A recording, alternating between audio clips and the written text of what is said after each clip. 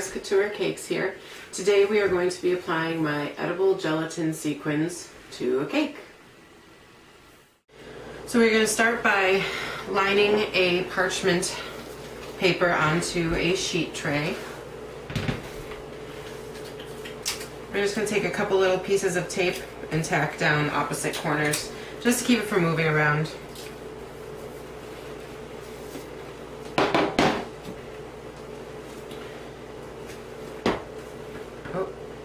Rogue one. So now to apply it, we're going to use a mixture of half water, half clear corn syrup. I've got about 2 ounces of water in here. 56 grams. I'm just going to eyeball this because it's really not much science to it. Take my brush, mix them up. You can see it's starting to come together. It's a little hazy and foggy.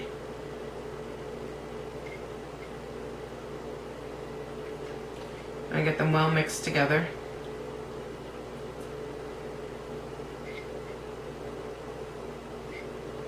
You can see they've become clear again. It still drips, but it doesn't move like water does. It's thicker. So now we'll bring our tray in front of us. Take your sequins, make kind of a line of them about as tall as your cake. My cake is 5 inches tall, so I'm making a line about 6 inches, just giving myself a little bit of extra room. We're going to do this in patches. Now this cake is set overnight. This is actually a dummy cake because I wasn't going to bake a cake for this because I will just eat it. And nobody needs to be eating extra cake, especially when you're a caker. So we're going to take this cake and very gently remove it from its board. Hold it carefully underneath and away from your sequins. Just paint patches. Do this in sections so that you don't have extra cornstarch and water, corn syrup and water getting all over your hands and making a mess elsewhere. So now we've got a patch about that big painted.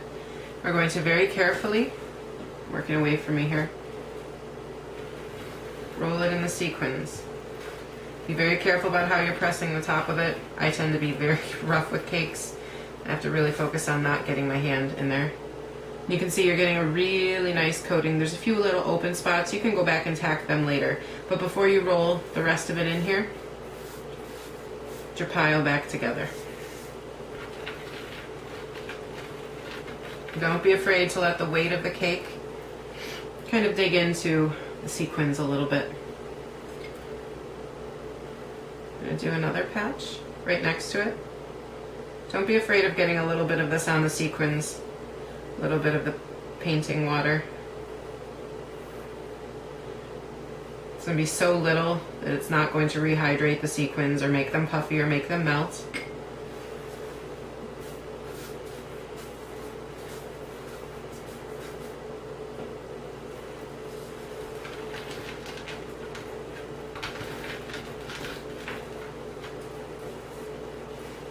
Look how nicely that's starting to coat. You can see I have some bigger bare areas right there.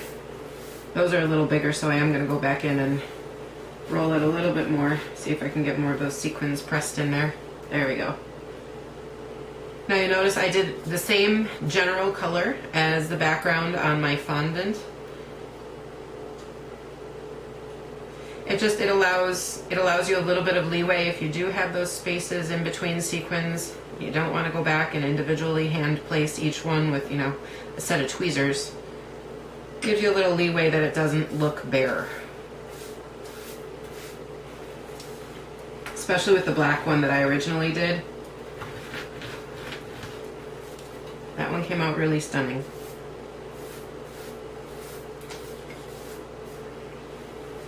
Now I'm going to go ahead and do the top of this for you. On the top, paint it just the same way. If you've got some edges around the corner, make sure you get your your sugar water paint into those areas. I'm not painting lightly. I'm not making it soupy, but I'm not exactly going lightly with this. I'm going to set my cake down just for a brief second. Scoop these up with my hand. Just going to guide them into all of those areas where they need to be. Do give them a little bit of a press. They're going to want to stick to your fingers at this point. You do need to make a point of getting to those curved edges.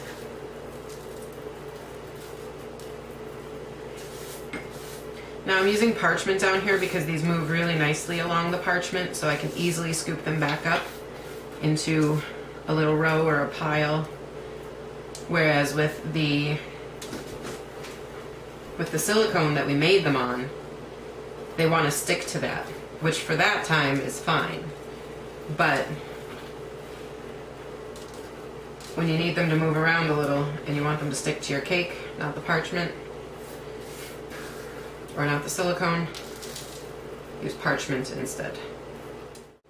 Now I'm going to let all the extras dry on top of here, because if I go to try to brush them off or blow them off, I might pull some of the fresher stuck ones off of there as well. Do the top last, that way if you have any extras it can continue to sit on here and it's not really a loss to what you needed to apply to the sides. Then once the cake has fully been adhered with all of the sequins and they're dried on there, then you can just take a soft brush and brush off your extras, just so they don't end up on lower tiers or kind of just, you know, coming off the cake at random. But there you go. Your cake is now beautifully covered in sequins.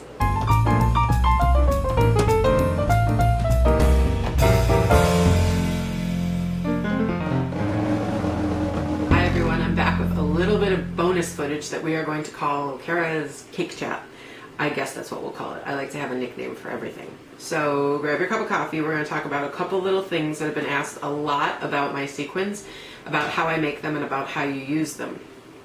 This is a cake that we just made, covered in the nice bright green sequins, in case you're interested. This is the electric green from Americolor, both on the fondant and on the sequins. They match, so it came out really, really nice. And you might notice my little one roaming around, Munchkin. So if he says hi to the camera, say hi back. Right, Munchkin? You gonna say hi to everybody? Yeah? Okay. It's gotta be a part of everything. He gets upset when I cake without him. So when I was making the sequins for this cake, I dropped them not onto parchment like this, but onto a Silpat. It's important to use a silicone or plastic, non-absorbent, non-stick surface. Wax paper will not work, parchment paper won't work, even silicone coated paper won't work. See, he agrees. The reason is because there is paper in there and it will absorb moisture, even humidity in the air. It takes on moisture. You need a fully moisture and stick resistant surface. If you don't, you'll get beautiful shiny sides on one side and the opposite side will be dull. They will also leach and spread on your paper or parchment or silicone coated paper, and the bottom will get wavy and ripply. Just think about if you've left your cookies a little too long on your parchment paper after baking them. The parchment underneath takes on a little bit of their residual moisture and it bumps a little bit. That's how your sequins will dry.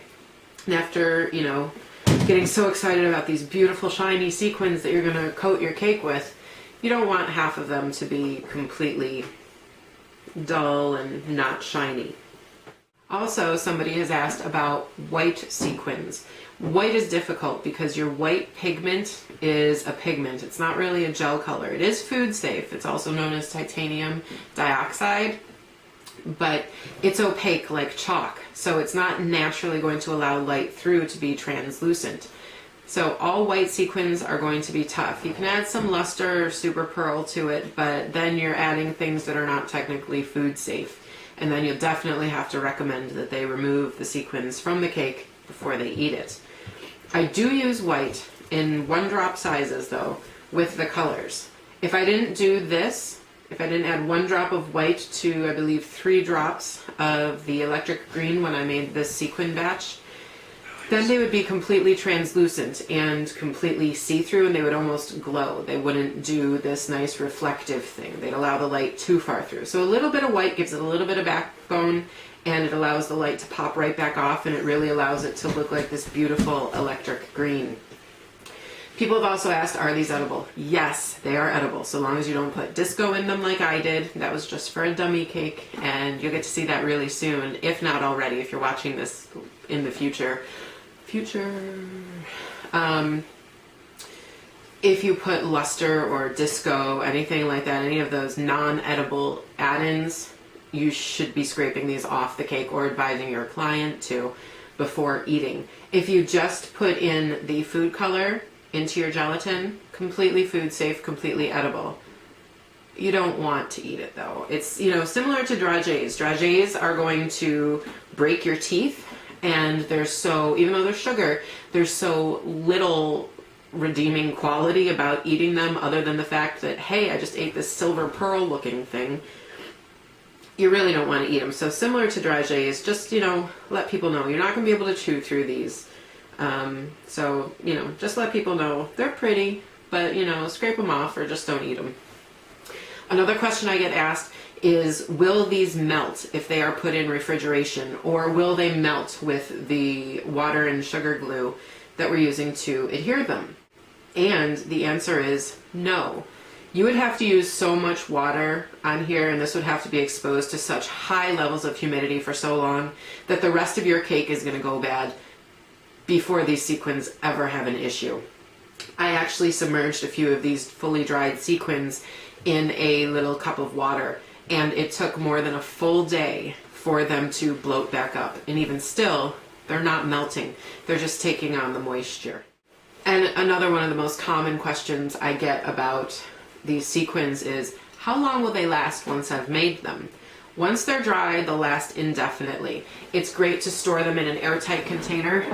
I like to make jams and preserves every summer with seasonal fruit. So I almost always have tons of these little mason jars laying around extra.